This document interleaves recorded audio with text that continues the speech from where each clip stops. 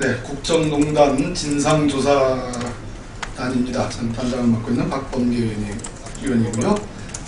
진성준 의원, 김광진 의원이 함께했습니다. 어제 오늘 많은 기사들이 나오고 있습니다. 여러 가지를 종합해서 말씀을 좀 드릴까 합니다. 첫째는 검찰의 수사 방향에 관한 얘기입니다. 바다로 가야 될 수사가 산으로 가고 있습니다. 대통령께서 하신 가이드라인이 결정적인 원인이라고 진단합니다. 대통령께서 어제 수석비서관 회의에서 유출권에 대해서 주로 포인트를 맞춰서 말씀을 하셨습니다. 문건 유출 행위는 국기문란 행위로 정의하셨고, 내용의 진위에 관해서 조금만 확인해보면 금방 사실 여부를 알 수 있는 것이라고 단정했습니다. 또 있을 수 없는 일이라고도 말씀하셨습니다. 그 결과가 바로 어제 서울중앙지검의 사건 배당으로 드러났습니다. 서울중앙지검은 명예훼손 전담 수사부인 형사 1부의 명예훼손 사건, 출판물에 의한 명예훼손 고소 사건을 배당했습니다. 명예훼손의 성립 여부는 이 문건의 진위 여부에 달려있는 겁니다. 따라서 이 문건 내용의 진위 여부를 형사 1부에 배당한 겁니다. 우리는 대검 중수부가 없어지면서 서울중앙지검 특수부를 대검 중수부 정도로 생각하고 있습니다. 많은 국민들이 그렇게 여기고 있습니다. 최강의 특수라인에 대한 수사 신뢰가 있습니다. 그런데 특수 2부에 배당된 사건은 대통령께서 강조하신 그 문건 유출 건입니다. 검찰 관계자는 대통령의 말씀에 화답했습니다. 문건 유출은 중대범죄이므로 신속하고 철저한 수사를 다짐했다고 합니다. 예상대로 문서의 내용에 대한 진위 규명, 진실 규명은 전혀 의지가 없는 것으로 보여집니다. 두 번째입니다. 세계일보의 보도로 시작된 이번 사건, 점점 십상시 게이트로 가고 있는 느낌입니다. 아직 그렇게 진상조사단은 그렇게 단정하고 있지는 않습니다. 저희들은 매우 실무적으로, 전문적으로 접근하고 있다는 점을 말씀드리고 있으나 그렇게 가고 있는 느낌입니다. 그런데 세계일보는 조금 걱정을 덜으셔도 될 것 같습니다. 문건 유출에 대한 법리에 대해서 보고를 드리겠습니다. 대통령 기록물법도 있고 공공기록물 관리법도 있습니다. 이러한 기록물법은 기록물의 보존 및 관리를 위한 법입니다. 원본이 그대로 청와대에 있고 그 사본을 유출한 것은 유출의 문제가 아니고 내용의 누설, 즉 기밀 누설 여부만 문제되는 것입니다. 기록물법의 각종 규정은 이를 전제로 규정되어 있습니다.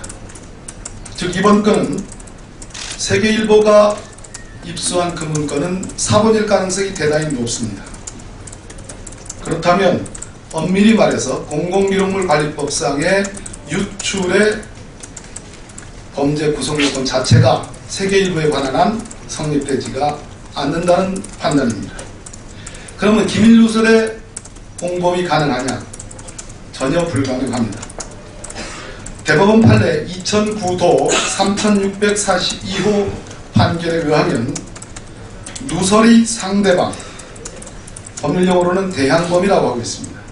대항범 관계에 있는 누설받은 행위에 대해서는 형법상의 공범 규정이 적용되지 아니하므로 교사, 방조 등의 책임을 물을 수 없다는 것이 우리 대법원의 확고한 판례입니다.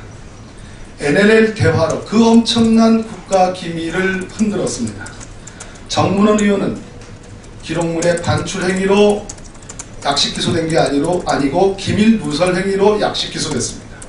그 상대방이었던 새누리당의 김무성 대표가 무혐의 됐다는 점을 지적드립니다. 드립니다.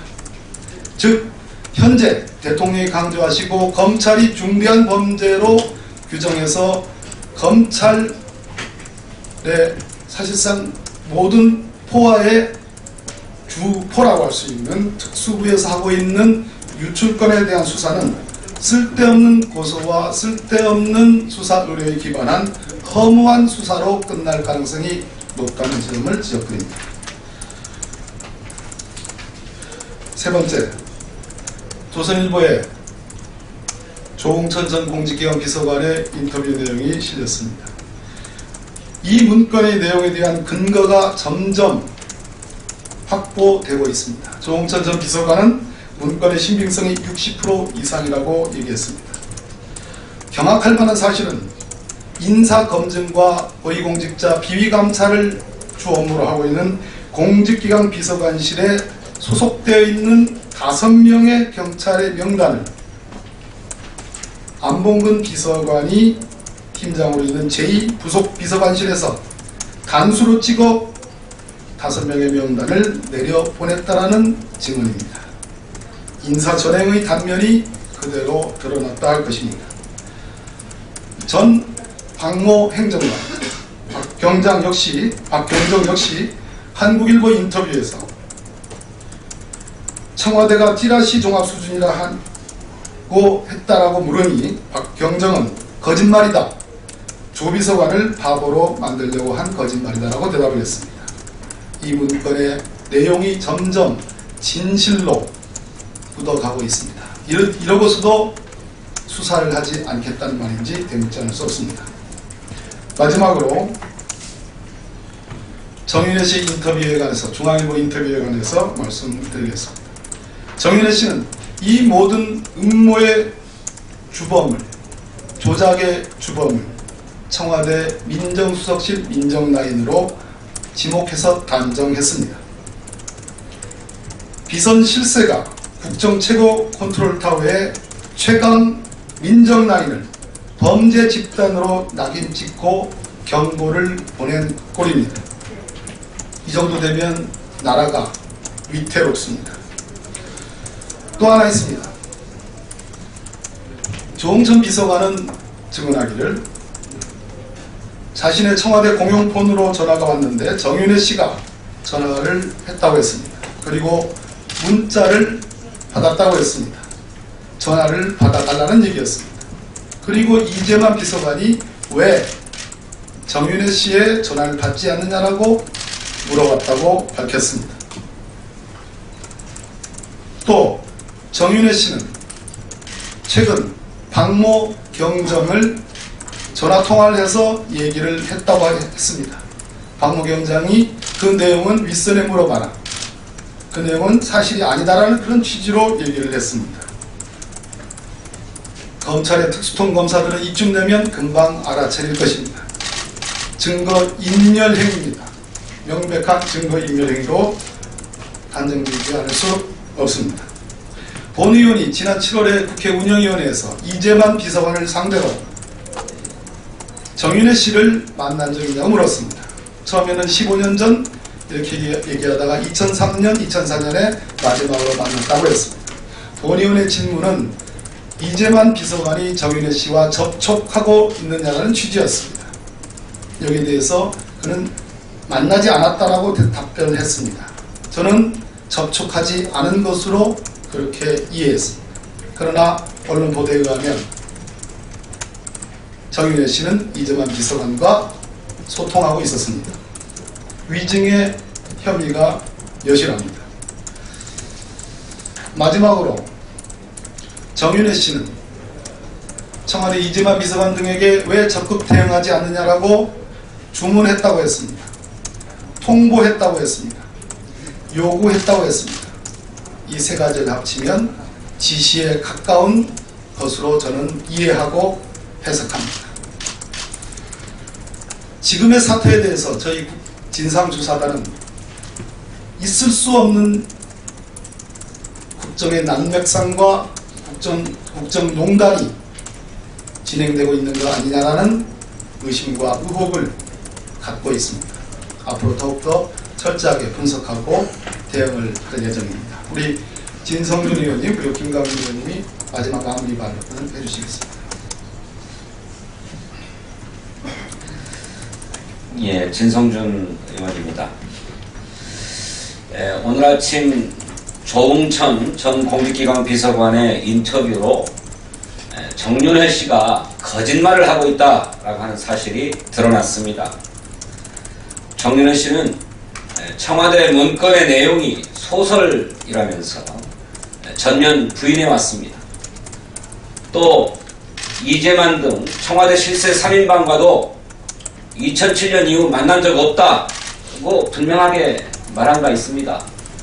하지만 2014년 4월 청와대 이재만 비서관과 통화하고 최소한 통화했음이 드러났습니다. 이렇게 누가 거짓말을 하고 있는지 분명하게 드러났고, 그런 이상 청와대 공직기강 비서관실에서 작성했던 이른바 동양문건, 저희들은 감찰문건이라고 보고 있습니다만, 그 감찰문건의 내용도 점점 신빙성이 높아지고 있다, 이렇게 봅니다. 우리가 정말로 이해할 수 없는 것은 도대체 그 어떤 공직에도 있지 않은 정윤회 씨가 어떻게 그렇게 청와대 내부 사정에 정통하고 해박할 수 있는가 하는 것입니다. 2014년 4월에 정윤회 씨는 조응천 비서관과 통화를 시도했습니다. 왜 그랬습니까? 청와대 조응천 비서관이 이른바 박지만 씨 미행과 관련된 자신의 일을 조사하고 있었기 때문에 그런 일이 없다라고 하는 점을 해명하기 위해서 통화를 시도했다고 하는 것 아닙니까? 그렇다면 정윤회 씨는 어떤 계통으로 그런 사실을 알게 되었는지 밝혀야 할 것입니다.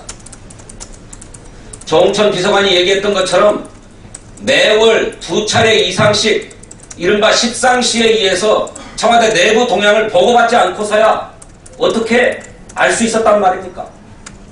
또 2014년 1월 조응천 비서관이 문제의 사실들을 청와대 정무수석 비서관과 비서실장에게 보고한 직후 문제의 문건을 작성했던 박모 경정이 청와대로부터 경질되었습니다. 또 2014년 4월 달에는 조응천 공직비서관 본인이 경질되어 버렸습니다.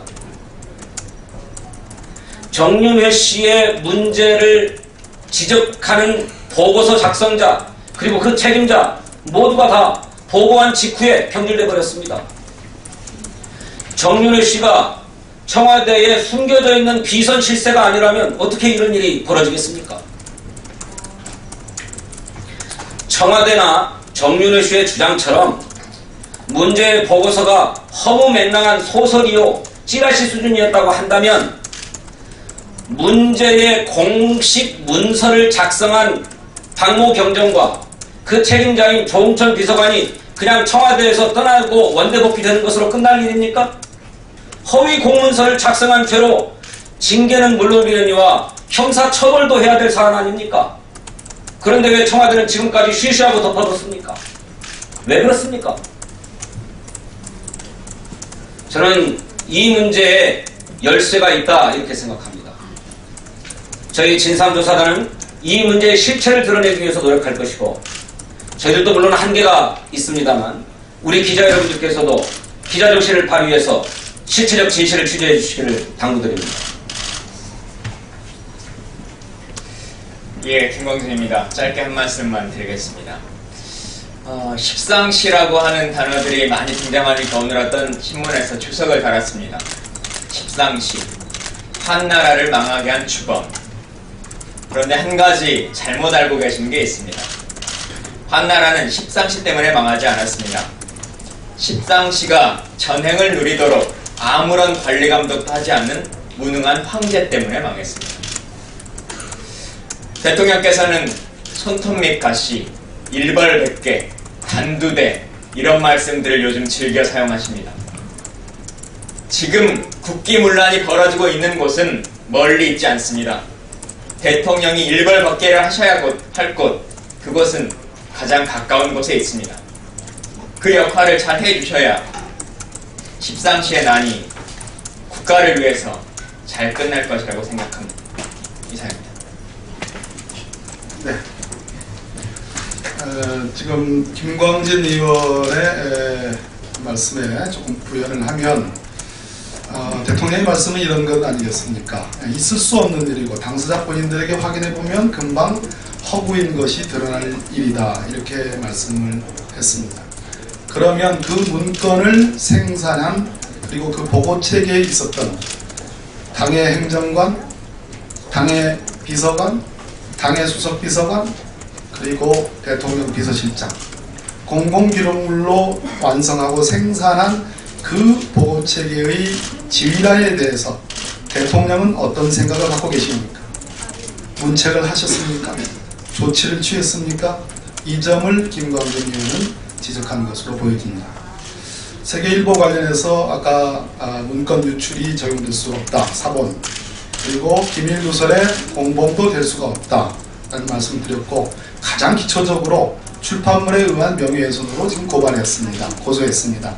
그렇기 때문에 그렇게 출판물에 의한 명예훼손으로 한 겁니다. 그거는 청와대가 인정한 공공기록물에 기초한 보도이기 때문에 기자 여러분들 금방 아실 수 있을 겁니다. 명예훼손은 성립되지 않습니다. 이상입니다.